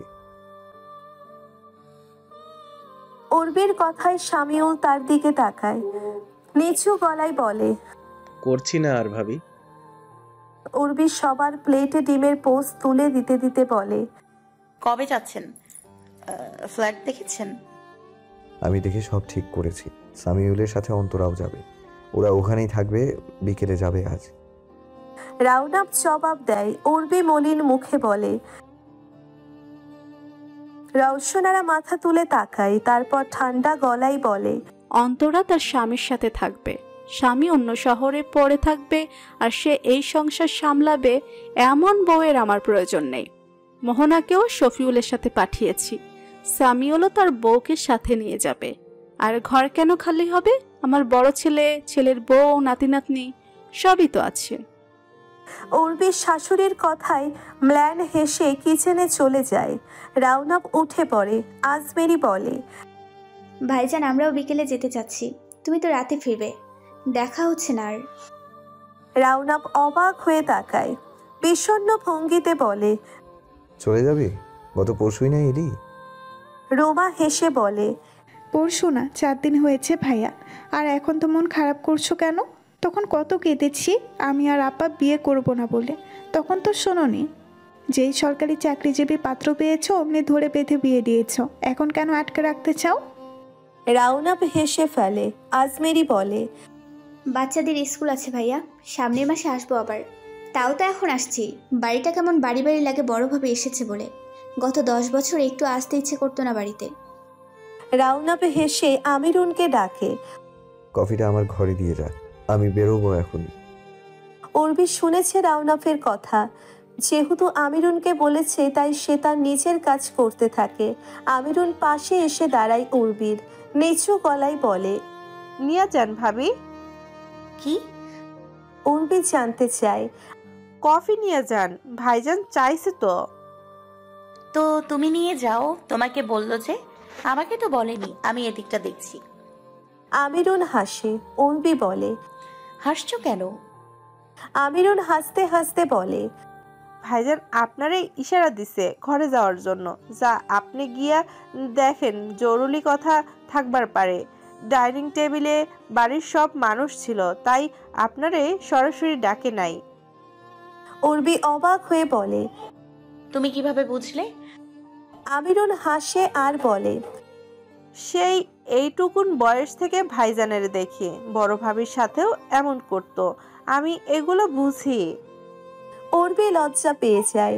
আমিরুন কফির মগটা উর্বির হাতে তুলে দিয়ে বলে, যান, কফি ঠান্ডা হয়ে যাইতাছে। উর্বি ঘরে ঢুকতেই রাউনাপ উর্বির দিকে তাকিয়ে আন্তরিক হাসি দিয়ে কফির মগটা নিয়ে নেয়। রাউনাপের হাসি দেখে উর্বি আমিরুনের কথার সত্যতা বুঝে যায়। রাউনাপ কফির মগে চুমুক দেয়, কিন্তু কিচ্ছু বলে না। উর্বি রাউনাপের একটা ইস্ত্রি করা শার্ট বিছানার ওপর রেখে দিয়ে ঘর থেকে বেরিয়ে যেতে নিলে রাউনাপ ডাকে, উর্বি। উর্বি দাঁড়ায়। রাউনাপ উঠে ড্রয়ার থেকে একটা খাম এনে উর্বির হাতে দেয়। উর্বি জিজ্ঞাসু দৃষ্টিতে তাকায়। রাউনাপ বলে, কাল বলতে মনে ছিল না। মুভি টিকিট ওদের নিয়ে সন্ধ্যায় যেও। শর্মী খুব এক্সাইটেড ছিল মুভিটা নিয়ে। উর্বি হাতের টিকিটগুলোর দিকে তাকিয়ে রাউনাফের দিকে তাকায়, বলে, আর আপনি? রাউনাপ হেসে ফেলে, আরে ধুর, আবার অত সময় আছে? ডাক্তারি ফেলে বাচ্চাদের অ্যানিমেশন মুভি দেখবো? তুমি ওদের 3 ভাই বোনকে নিয়ে যেও। নাবিল যাবে? যেতে পারে, জিজ্ঞেস করে দেখবে। না গেলে ওদের দুবোনকে নিয়ে যাবে। তো এত টিকিট কেন? বাড়িতে কেউ থাকছে না, কামিলরাও চলে যাচ্ছে বিকেলে। এখানে মোট 10টা টিকিট। এগুলো শর্মী আর শাইমির ফ্রেন্ডদের জন্য। আমি প্রতিবার সবার জন্য কিনি, ওরাও যায়। উর্বি চুপচাপ দাঁড়িয়ে থাকে। রাউনাব উর্বির দিকে খানিকটা ঝুঁকে বলে, চাকরি করবে না ঠিক আছে, নিজেকে গৃহবন্দী করার কোনো মানে নেই। ওদের সাথে ঘুরে এসো, ভালো লাগবে। বাচ্চাগুলো চমৎকার সব। রাউনাব টাইয়ের নট বাঁধতে থাকে। উর্বি ঘর থেকে বেরোই না। মুভি টিকিটগুলো রাখতে গিয়ে দেখতে পাই টেবিলের ওপর একটা অ্যাপয়েন্টমেন্ট লেটার। হাতে তুলে দিয়ে রাউনাফের দিকে তাকিয়ে বলে, এটা কার অ্যাপয়েন্টমেন্ট লেটার? রূপাকে? রাউনাব ঘুরে তাকায়, তারপর বলে, এখানের একজন নার্স। সামহাও চাকরিটা চলে গিয়েছে, তাই রাজশাহী চাকরির ব্যবস্থা করে দিচ্ছে। খুবই অভাবী পরিবার। উর্বি কথা না বাড়িয়ে কাগজটা রেখে দেয়, তারপর বলে, ডাক্তারি রেখে সমাজ সেবা করতে শুরু করলেন নাকি? হ্যাঁ, অবশ্য আপনি যে খুব মহান তা তো টের পেয়েছি। যার মনে দুটো বউয়ের জায়গা হয় তার মহানুভবতা নিয়ে আমার কোনো সন্দেহ নেই। রাউনাব টাইয়ের নট বেঁধে হাতে অ্যাপ্রন তুলে নিতে দিতে বলে, খুবই দুর্বল ধরনের ব্যঙ্গ এটা, Mitula Urbi. And this is for your kind information. আমি একটু অফেন্ডেড হইনি। আমার আপনার এই ব্যঙ্গটা গায়েই লাগেনি। উর্বির শাড়ির আঁচল মুখে চেপে ধরে হাসছে। রাউনাব উর্বির দিকে তাকায়। হুট করে তার চোখ চলে যায় উর্বির পায়ের দিকে। উৎকণ্ঠা নিয়ে বলে ওঠে, ওটা কি হয়েছে পায়ে? উর্বি নিজের পা লুকানোর ব্যর্থ চেষ্টা করে। রাউনাব এগিয়ে গিয়ে উর্বির হাত টেনে বিছানায় বসায়। তারপর নিচে ঝুঁকে বসে উর্বির ডান পায়ের আঙ্গুলের কাছটাতে দেখতে থাকে। উর্বি চাপা স্বরে চেঁচিয়ে বলে, ধরছেন কেন? এমনি দেখুন, হাত সরান পা থেকে। রাউনাব উর্বির দিকে কপাল কুঁচকে তাকায়, তারপর গম্ভীর কণ্ঠে বলে, তোমরা বাঙালি মেয়েরা এত ঢং করো কেন? কোথা থেকে আসে এসব? পায়ে হাত দিলে কি হবে? তোমার পাপ হবে? কর্তা। প্রচন্ড বিরক্ত রাউনাব। উর্বি চুপ। রাউনাব বলে, কেটেছে কিভাবে? কিচেন নাইফ হাত থেকে পড়ে গিয়েছে সকালে। লজ্জিত ভঙ্গিতে বলে উর্বি, ও হো হো, আমি তো ভুলেই গিয়েছি আপনি মৃদুলা উর্বি। আপনি অক্ষত সুস্থ শরীর নিয়ে দিন যাপন করবেন, তা কি করে হয়? কোনো না কোনো অঘটন তো আপনাকে ঘটাতেই হবে। কথায় কথায় সেন্সলেস হওয়ার ব্যাপারটা কমেছে একটু, তাই এখন কাটা ছেঁড়ার পথ বেছে নিয়েছেন। কারণ আপনাকে তো পেশেন্ট হয়ে ঘুরতে হবে। বাড়িতে একজন ফ্রিতে ডক্টর পাচ্ছেন যে, ভিজিট তো আর দিতে হয় না, তার উপর নার্সের কাজটাও করে দেয়। উর্বি মুখ ভার করে বলে, আপনি আমায় অপমান করছেন? আমি বুঝি ইচ্ছে করে এসব করি? রাউনাব উর্বির কথার জবাব না দিয়ে পায়ের আঙ্গুলে একটা ব্যান্ডেজ করে দিয়ে উর্বির দিকে তাকায়। উর্বি বলে, এত কুইন ট্রিটমেন্ট দিচ্ছেন যে অভ্যাস খারাপ করে দিচ্ছেন আমার। সব সময় কিং ট্রিটমেন্ট দাও আমাকে, ভাবলাম শোধ করি। হয়েছে, এবার তো পা থেকে হাত সরান, ডক্টরি তো শেষ হলো। রাউনাব হাত সরিয়ে নেয়। উর্বি উঠে দাঁড়ায়। রাউনাব গিয়ে হাতে ব্যাগ আর অ্যাপ্রন তুলে নিয়ে উর্বির দিকে তাকিয়ে বলে, আসছি, টেক কেয়ার। হয়নি তো? রাউনাব থেমে দাঁড়ায়। উর্বির দিকে জিজ্ঞাসু দৃষ্টিতে তাকায়। উর্বি রাউনাফের ডান হাত টেনে নিজের মাথায় বুলিয়ে দিতে দিতে বলে, এইভাবে বলুন টেক কেয়ার। রাউনাব হেসে ফেলে। এগিয়ে যায় উর্বির কাছে। উর্বি তার চোখের দিকে তাকিয়ে আছে। রাউনাব উর্বির বাঁ গালে একটা হাত রেখে আলতো করে চুমু খায় ডান গালে। উর্বি গুটিয়ে যায়। মুখ তুলে রাউনাব উর্বির দিকে তাকিয়ে নিচু স্বরে বলে, টেক কেয়ার। রাউনাব চমকে যায়। থেকে যায় রাউনাফের পারফিউমের গন্ধ পুরো ঘরে। উর্বির গালে। উর্বি লজ্জা মাখা মুখটা তুলে দরজার দিকে তাকায়। হাত দিয়ে নিজের গাল ছুঁয়ে বিড়বিড় করে বলে, এতটাও আশা করিনি ডক্টর। শর্মী অনেকক্ষণ ধরে নাবিলের ঘরের বাইরে দাঁড়িয়ে ভেতরে উকি দিচ্ছে। নাবিল খেয়াল করেছে, কিছুক্ষণ সময় নিয়ে বলে ওঠে, কিছু বলা থাকলে বলে যা। ওখানে দাঁড়িয়ে তাকাচাকা করা কেন করছিস, তোর ছোট মার মতো? শর্মী খেপে যায়। ভেতরে ঢুকে দাঁতে দাঁত চেপে বলে, আন্টিকে নিয়ে একটা বাজে কথা বলবে না। নাবিল ব্যঙ্গ করে বলে, সরি সরি সরি, ভুল হয়ে গিয়েছে আমার। এখানে কেন এসেছিস?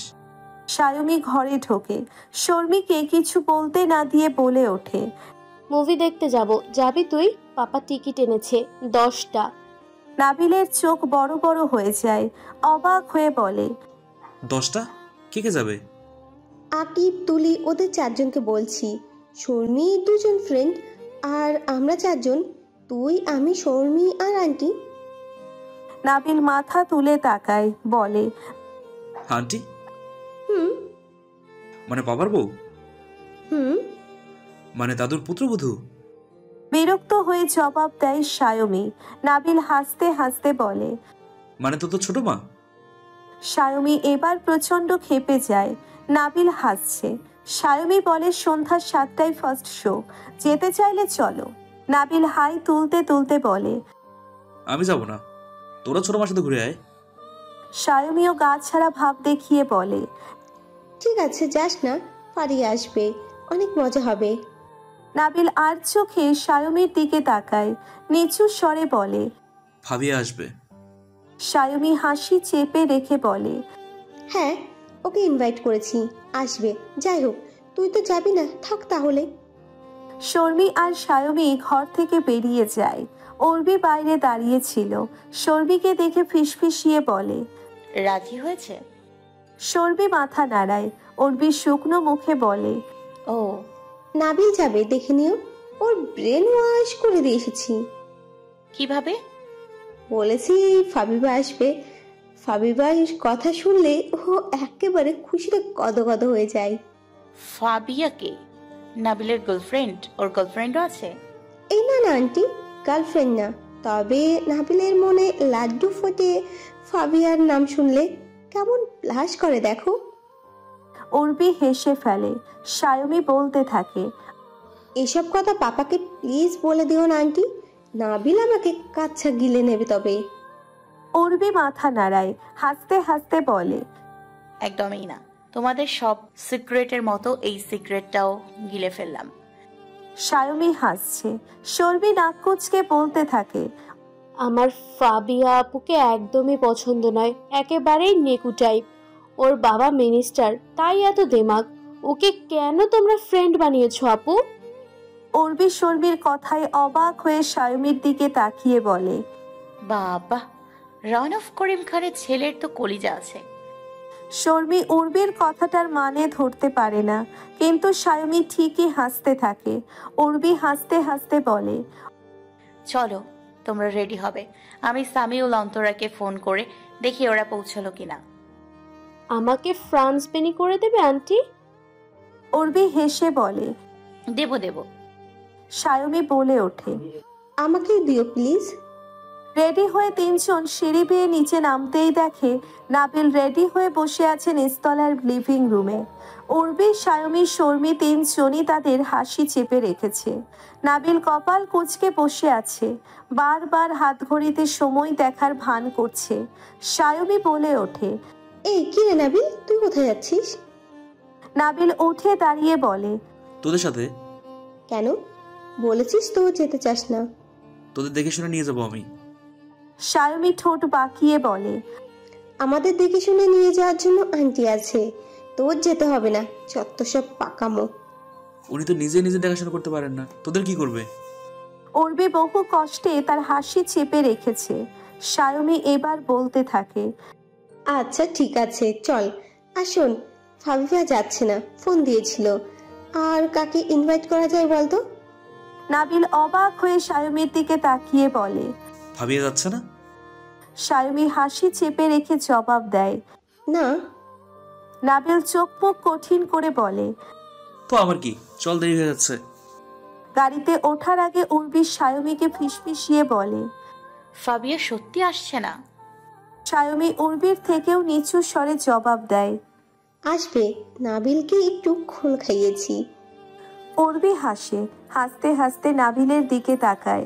গাড়ির সামনের সিটে চোখ মুখ কুঁচকে বসে আছে। বয়স সবে 16। চেহারা দেখে বাচ্চা ভাবটাই যায়নি, অথচ এই বয়সেই তার প্রেয়সীর জন্য হৃদয় ব্যাকুল। উর্বির ইচ্ছে করছে উচ্চ শব্দে কিছুক্ষণ হাসতে। ডক্টর রাউনাপ করিম খান শুনলে কি করবে? অবশ্য পাপার রক্তই তো বইছে নাবিলের শরীরে। তার পাপাও তো ইঁচড়ে বাঁকা ছিল। স্কুল জীবন থেকে নাকি সীমালার সাথে সম্পর্ক ছিল। প্রেমিক পুরুষ বাবার ছেলে তো প্রেমিক পুরুষই হবে। সায়মী ফিসফিসিয়ে বলে, আন্টি এত হেসো না তো, তোমাকে বলাটাই আমার ভুল হয়েছে। উর্বি নিচের মুখ চেপে ধরে, সে তবুও হাসছে। ফাবিয়াকে দেখে উর্বির হাসি মিলিয়ে যায়। সে শুধু মুগ্ধ হয়ে দেখতে থাকে। মেয়েটিকে একটা পুতুল বললে কম হবে। কাঁচা হলুদের মতো গায়ের রং, ছোটখাটো আদুরে আনন, মিষ্টি মুখশ্রী, পাতলা দুটো ঠোঁট নেড়ে নেড়ে আদুরে গলায় উর্বির দিকে হাত বাড়িয়ে বলে। উর্বি খুঁটিয়ে খুঁটিয়ে দেখতে থাকে নাবিল, সায়মী, শর্মির সব বন্ধুকে। সবগুলোই সম্ভ্রান্ত পরিবারের ছেলে মেয়ে, কিন্তু যথেষ্ট মিশুক। কথাবার্তায় অহংকারের ছিটে ফোটাও নেই। উর্বির সাথে খুব দ্রুতই যেন মিশে গেল বাচ্চাগুলো, কিন্তু বেশভূষায় বেশ আধুনিক সবাই। রাউনাপ কখনো নিজের মেয়ে দুটোকে এতটা খোলামেলা টপ পরতে দেয় না। শর্মী, সায়মীরও আগ্রহ খুবই কম এসব পোশাকে। তারা কখনো ফ্রক নয়তো সালোয়ার কামিজ পরে, বড়জোর জিন্স আর শার্ট। সিনেপ্লেক্সের অপোজিটে বিরাট বড় রেস্তোরাঁয় তারা একটা বড় টেবিল বুক করে বসেছে। মাত্র কিছুক্ষণ আগে মুভি দেখে এখানে এসেছে তারা। এখন রাত 9:30 বাজে। প্রত্যেকটা ছেলে মেয়ের বাড়ির গাড়ি পার্কিং লটেই পার্ক করা। উর্বি খাবার অর্ডার দিয়ে সবার মুখের দিকে তাকায়। বাচ্চাগুলো হাসছে, মুভি নিয়ে গসিপ করছে। শুধু চুপ করে আছে নাবিল। সে মাথা নিচু করে লজ্জা লজ্জা মুখ করে বসে আছে। উর্বি মনে মনে হাসে। সিনেপ্লেক্সের বাইরে যখন ফাবিয়া এসে নাবিলকে জিজ্ঞেস করে, তখন থেকেই কেমন থম মেরে আছে। মনে হচ্ছে লজ্জায় শ্বাস আটকে রেখেছে। ও নিঃশ্বাস নিলেই ফাবিয়া টের পেয়ে যাবে ওর মনের কথা। এত ভীতু ছেলে। উর্বি বাচ্চাগুলোকে খুব উপভোগ করছে। ধীরে ধীরে সবকিছু কেমন তার জীবনে সুগন্ধি ছড়িয়ে দিচ্ছে। খাবার এসে যায়। খাওয়া দাওয়া শেষ করে সবাইকে বিদায় জানিয়ে উর্বি রাউনাপ করিমের 3 ছানা নিয়ে গাড়িতে ওঠে। গাড়িতে মৃদু আওয়াজে just how fast the night change গানটা বাজছে। বাইরে হঠাৎ গুড়ি গুড়ি বৃষ্টি শুরু হয়ে ধীরে ধীরে মুষলধারে বৃষ্টি পড়তে শুরু করে। শর্মী, সায়মী চিৎকার চেঁচামেচি শুরু করে দেয়। উর্বি চমকে উঠে বুকে হাত চেপে বলে, কি হয়েছে, চেঁচাচ্ছ কেন? ভিজবো আন্টি, আঙ্কেল গাড়ি থামাও। আব্দুল গাড়ি থামিয়ে দেয়। উর্বি বিরক্ত হয়ে বলে, খেপেছ? তোমাদের পাপা জানতে পারলে বকুনি খাবে। কিভাবে জানবে পাপা? আমি বলে দিব। কিন্তু পাপাকে তো আমরা বলবো তুমি আমাদের জোর করে ভিজিয়েছো। উর্বি বোকার মতো তাকিয়ে আছে মেয়ে দুটোর দিকে। শর্মী, সায়মী টেনে উর্বিকে গাড়ি থেকে নামায়। মুহূর্তেই ভিজে যায় উর্বি। বৃষ্টির ফোঁটাগুলো তার গায়ে আছড়ে পড়তেই উর্বি টের পেল তার ভীষণ ভালো লাগছে। মেয়েগুলোর সাথে সাথে নিজেকেও সে একটা সপ্তদোষী কিশোরী ভেবে ফেলে। সায়মী ভিজতে ভিজতে গাড়ির জানালা দিয়ে উকি দিয়ে নাবিলকে ডাকে, এই নাবিল, বৃষ্টিতে ভিজবি? না, তোদের খেয়ে দিয়ে কাজ নেই, তাই ভিজতে থাক। কঠিন গলায় বলে নাবিল। সায়মী ফিরে যায় উর্বির কাছে। প্রাইভেট কারের চালক, বাইক আরোহীরা রাস্তা দিয়ে যেতে যেতে তাদের 3 জনকে দেখছে। রাস্তার পাশে গাড়ি থামিয়ে একজন ভদ্রমহিলা শাড়ি পরে তার সাথে 2 জন ফ্রক পরে থাকা কিশোরী নিয়ে ভিজছে। খিলখিলিয়ে হাসছে। ব্যস্ত রাস্তায় সবার চোখে কৌতূহল। এদের এত আনন্দ কেন? এরা কি অনেক সুখী? কিছুক্ষণ পরে নাবিল গাড়ি থেকে নেমে তাদের দিকে এগিয়ে যায়। সেও পুরোপুরি ভিজে যায়। সায়মী হেসে বলে, থাকতে পারলি না তো? নাবিল কপাল কুঁচকে বলে, আমি তো তোদের ডাকতে এসেছি, লোকজন তোদের পাগল ভাবছে, চল। উর্বি হেসে কিছু বলতে যাবে, তখনই গাড়িতে তার ফোন বেজে ওঠে। সে গাড়ির দিকে এগিয়ে যায়, হাত মুছে ফোনটা রিসিভ করে। রাউনাফের গলা, বাড়িতে ফিরেছো তোমরা? না, তোমরা রাস্তায়। আপনি কোথায়? আমি তো এইমাত্র চেম্বার থেকে হসপিটালে ফিরলাম। রাস্তায় কি করছো তোমরা? ওরা কোথায়? ওরা ভিজছে।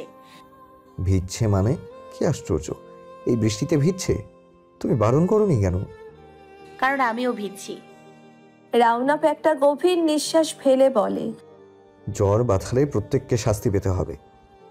মঞ্জুর, এখন রাখুন তো, চাইলে আপনিও এসে পড়ুন, সবাই মিলে জ্বর বাঁধাই। খিলখিলিয়ে হাসছে উর্বি। রাউনাফ হেসে ফোন কেটে দেয়। উর্বি নাবিলদের কাছে এগিয়ে গিয়ে বলে, মালাই চা খাবে তোমরা? শর্মী, সায়মীর সাথে সাথে মাথা নাড়ায়। উর্বি নাবিলের দিকে তাকায়। নাবিল বলে, না, আপনারা খান, আমি এখানে দাঁড়িয়ে আছি। ওকে। উর্বি ওদের দুই বোনকে নিয়ে খুব কাছেই একটা টঙের দোকানে চলে যায়। নাবিল কিছুক্ষণ তাকিয়ে থেকে ধীরে ধীরে সেও এগিয়ে যায় সেদিকে। তারও খুব খেতে ইচ্ছে করছে মালাই চা। রাউনাপ খেয়াল করছে হসপিটালের প্রায় সবাই তার দিকে তাকিয়ে আছে। সে তাকাতেই সবাই মাথা নিচু করে ফেলছে। তার খুব অস্বস্তি হচ্ছে। এদের সমস্যাটা কি আসলে? আজ সারাদিন চেম্বারে রোগী দেখছে রাউনাপ। এখন হসপিটালে তার পেশেন্টগুলোকে দেখে বাড়ি চলে যাবে বলে ঠিক করে রাউনাপ। আজ তার কোনো ওটি নেই। একটু পরে একজন নার্স রাউনাফের কেবিনে আসে। স্যার, আমায় ডেকেছিলেন? নিচু গলায় বলে হেড নার্স। বুঝলাম না, আজ তোমাদের সবাইকে অস্বাভাবিক লাগছে। কোনো সমস্যা হয়েছে? সেদিন যে দুর্ঘটনা হয়েছে তার জন্য রোগীর ফ্যামিলি মেম্বাররা ঝামেলা করেছে আবারও? নার্স মুক্তার চোখে মুখে অস্বস্তি। রাউনাপ বলে, কি হলো বলো? স্যার, আপনি ম্যানেজমেন্ট রুমে যাননি? ইতস্তত করে বলে নার্সটি। না তো, আমি তো সরাসরি কেবিনে এলাম। কি হয়েছে? স্যার, সেটা আপনি গেলেই বুঝতে পারবেন। কথাটি বলে নার্সটি চলে যায়। বড় স্যারকে আর কিছু খুলে বলার ক্ষমতা তার নেই। রাউনাপ ম্যানেজমেন্ট রুমে ঢোকে। বাকি ডাক্তাররা নিজেদের মধ্যে আলোচনা করছিল। তাকে দেখে সবাই চুপ হয়ে যায়। রাউনাপ লামিয়ার দিকে তাকায়। লামিয়া মাথা নিচু করে আছে। একে একে সবাই তাকে সালাম দিয়ে চলে যায়। লামিয়া বসে থাকে। রাউনাপ এসে দাঁড়ায়। কিছু হয়েছে লামিয়া? Is everything fine? সবাই এমন করছে কেন? লামিয়া একটি কাগজ রাউনাফের দিকে এগিয়ে দেয়। তার হাত কাঁপছে, চোখ মুখ শুকনো। রাউনাপ কাগজটি হাতে নিয়ে পড়তে শুরু করে। রাউনাপের নাম উল্লেখ করে ম্যানেজমেন্টের কাছে যৌন হয়রানির অভিযোগ করা হয়েছে। অভিযোগ করেছে রূপা। অভিযোগের বিষয়কে কেন্দ্র করে রাউনাপ রূপাকে চাকরিচ্যুত করার হুমকি দেয় এবং পরে তার সাথে রাত কাটানোর প্রস্তাব দেয় এবং বলে তার কথা শুনলে তাকে তার চাকরিতে বহাল রাখা হবে এবং মলেস্ট করার চেষ্টাও করা হয়। রাউনাপ কাগজটি সম্পূর্ণ পড়তে পারে না। সে ধপ করে চেয়ারে বসে পড়ে। লামিয়া বলে, রাউনাফ? রাউনাপ চেঁচিয়ে ওঠে, আমি ইনোসেন্ট লামিয়া, আমি সত্যি innocent, trust me. I know Raunaf, I know you. তুমি চিন্তা করো না, এটা একটা সাধারণ অভিযোগ। কমিটি তদন্ত করতে আসবে, কোনো প্রমাণ পাবে না। তুমি ইনোসেন্ট রাউনাফ, সেটা সবাই জানে। Just relax. রাউনাপ কাগজটি কুটি কুটি করে ছিঁড়তে থাকে, চেঁচিয়ে বলতে থাকে, আমার 16 বছরের ডাক্তারি ক্যারিয়ারে তিল তিল করে করে তোলা সম্মান সব শেষ লামিয়া, সব শেষ। লামিয়া রাউনাপকে বলে, সবকিছু শেষ না রাউনাপ, তুমি একটা কাজ করো, বাড়ি চলে যাও। বাড়িতে গিয়ে আরাম করো। বাকিটা আমরা ম্যানেজমেন্ট লোকের সাথে বুঝে নেব। উর্বিকে গিয়ে বলো সবটা, ওর সাথে শেয়ার করো। রাউনাপ হতবাক হয়ে বলে, কি বলছো তুমি লামিয়া? এসব আমি ওকে কিভাবে বলবো? কিভাবে ফেস করব আমি ওকে? ইউ নো হার, দুর্বল চিত্তের মহিলা, ক্ষণে ক্ষণে অসুস্থ হয়ে পড়ে। উর্বি এসব শুনলে শেষ হয়ে যাবে। She is too much sensitive. তুমি বলছো ওকে সব বলি? আর আমার বাচ্চারা, ওরা যদি এইসব শোনে, ওরা বড় হয়েছে লামিয়া। গলা কাঁপছে রাউনাফের। না রৌনক, উর্বি খুবই বুঝদার একটা মেয়ে। সমস্যা তখন হবে যখন সে এসব কথা অন্য মানুষের থেকে শুনবে। তার চেয়ে ভালো তুমি নিজে ওকে সবটা জানাও। আমি চাই তোমরা দুজনেই শান্ত থাকো। আমরা বিষয়টা দেখছি। সব শেষ লামিয়া। কথাটা একবার উঠেছে, তার মানে সবার মনেই সন্দেহের সৃষ্টি হয়েছে। আমাকে সবাই ওই চোখে দেখছে। সবাই সত্যতা প্রমাণিত হবার অপেক্ষায় নেই লামিয়া। আমাকে হয়তো ইতিমধ্যে কেউ কেউ চরিত্রহীন ভেবে বসে আছে, কারণ আমি পুরুষ। খুব সহজে আঙ্গুল তোলা যায়। রূপা মেয়েটা এমন কেন করলো লামিয়া? লামিয়া শুকনো গলায় জবাব দেয়, জানি না। তুমি প্লিজ শান্ত হও। বিষয়টা নিয়ে আলোচনা করছি আমরা। যেখানে তুমি কিছুই করোনি সেখানে তুমি প্লিজ বাড়ি যাও, প্লিজ রৌনক। রাউনাপ বসেই থাকে। উর্বি অনবরত রাউনাফের ফোনে ফোন দেয়। রাউনাপ ফোনটা রিসিভ করে না। খুব বিধ্বস্ত লাগছে তার নিজেকে, দুর্বল লাগছে খুব। এতটা দুর্বল কখনোই লাগেনি নিজেকে। অনবরত হাঁচি দিয়েই যাচ্ছে উর্বি। ঝুম বৃষ্টিতে ভিজে রাউনাপ করিম খানের তিন ছানা এখনো ঠিকঠাক আছে, অথচ তার মতো একটা ধেড়ে মহিলা বাড়িতে পা রাখতে না রাখতেই হাঁচি দিতে শুরু করেছে। উর্বি প্রচণ্ড বিরক্ত। ভেজা শাড়ি পাল্টে কাবার থেকে একটা কম্পিউটার বের করে গায়ে জড়িয়ে বিছানায় আজ শোয়া হয়ে বসে। রীতিমতো কাঁপছে সে। আজ ডাক্তার তাকে এভাবে দেখলে শাস্তি হিসেবে ঘর থেকে বের করে দেবে নির্ঘাত। ফোন ধরেনি এবং এখনো ফেরেনি দেখে খানিকটা বিচলিত উর্বি। কিছুক্ষণ ওভাবে বসে থাকার পর হুট করে সে শুয়ে পড়তে চাইল, তখনই বাইরে থেকে রাউনাফের গাড়ির হর্ন বেজে ওঠে। বৃষ্টির শব্দেও স্পষ্ট শুনতে পেল উর্বি। উর্বি 2 মিনিট বসে থেকে উঠে দাঁড়ায়, চেষ্টা করে নিজেকে স্বাভাবিক রাখার। রাউনাফের সামনে হাঁচি দেওয়া যাবে না। রাউনাফ ক্লান্ত পরিশ্রান্ত, শরীরটা নিয়ে ধীর পায়ে ঘরে ঢোকে। তার পুরো শরীর ভেজা।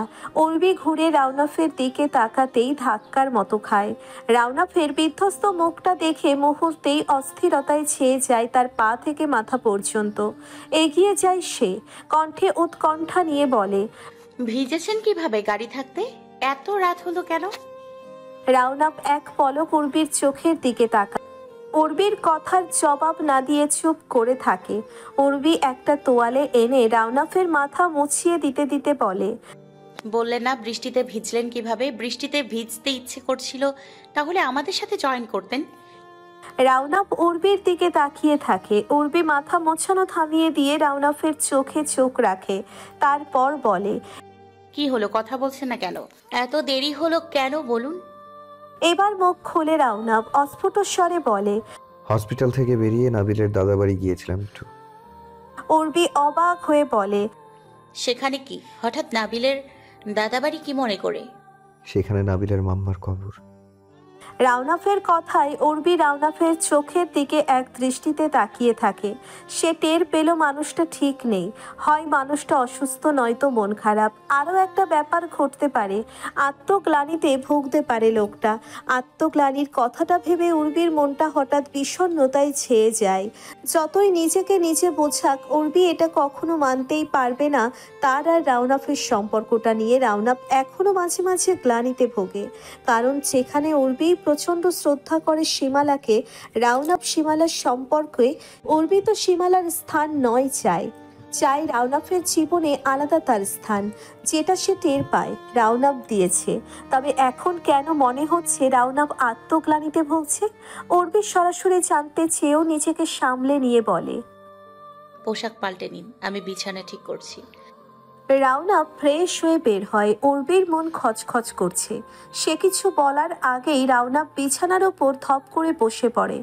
উর্বির ভালো লাগছে না, শান্ত মানুষটাকে কেমন অস্থির লাগছে। সে এগিয়ে যায়, রাউনাফের সামনে দাঁড়ায়। রাউনাফ মুখ তুলে তাকায়। উর্বি বলে ওঠে, বললেন না তো কি হয়েছে? রাউনাফ ধীরে ধীরে উর্বির একটা হাত ধরে, তারপর বলে, তুমি আমাকে ভুল বুঝবে না তো উর্বি? উর্বি অবাক হয়, অবাক ভঙ্গিতেই বলে, ও মা, কি সব বোকার মতো কথা এগুলো? ভুল বুঝবো কেন? রাউনাফ একটা গভীর নিঃশ্বাস ফেলে নিজেকে যথেষ্ট স্বাভাবিক রেখে বলে, আমার নামে সেক্সুয়াল হ্যারাসমেন্টের অভিযোগ তুলেছে আমার হসপিটালের এক জুনিয়র নার্স। কাল তদন্ত হবে।